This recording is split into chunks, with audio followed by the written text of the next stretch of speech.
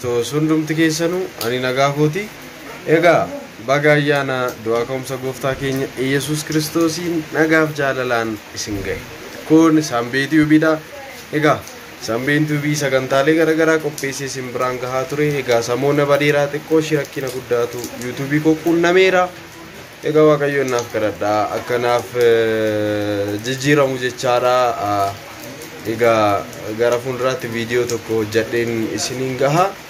Egaa innis ni argitu isinis jechaadha. Egaan gaa baga geessanii baga naaf geessan hundi keessaniin jedha. Fuulli koos immoo sirrii miti xinnooshi mana amantaati kanan bulee harka qalleeyyii warroota dhukkubsatan warroota manadhaa jiranillee nyaachisuuf hojiirra bullee guyyaa kaleessaa laayivii argitaniittu. Egaa akkasii kana malee immoo guyyaa kaleessaa isin wajjin ta'uun Sanbeen Tiyuubii kan isinirraa argame mana deemuudhaan egaa naannoo garagaraatti deemuudhaan lukkuu bitee akkasillee egaa shunkurtii fa'aa akkas akka ittiin bitatanis waan garagaraa taasisnee ture. Egaan egaa ulfaadhaa kabajamaa Waaqayyo warroota sagantaa kanarratti hirmaattan hunduma keessan Waaqayyo isinaa eebbisu.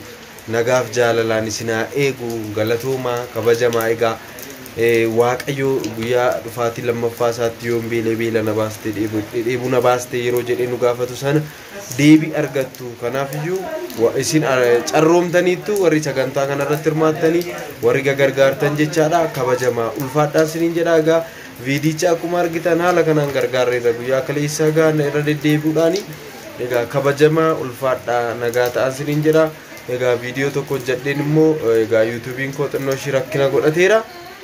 Isa immoo egaa haala isaa isinitti himaa karaa na deeggaruu qabdanis na deeggartu hundumti keessaniyyuu nagaa ta'a kabajamaa ulfaadhaa Waaqayyo biyya keenya nuuf haa eegu galatoomaa isiniin jedha. Irra deebiin baga geessanii ayyaana gaarii. Egaa bokkaan xiqqoo shiroobaa jira kanaafi viidiyoon koos xiqqoo sagalee isaa isin rakkisuu danda'a. Egaa kabajamaa ulfaadhaa nagaa ta'a ayyaana gaarii isiniif haa ta'u.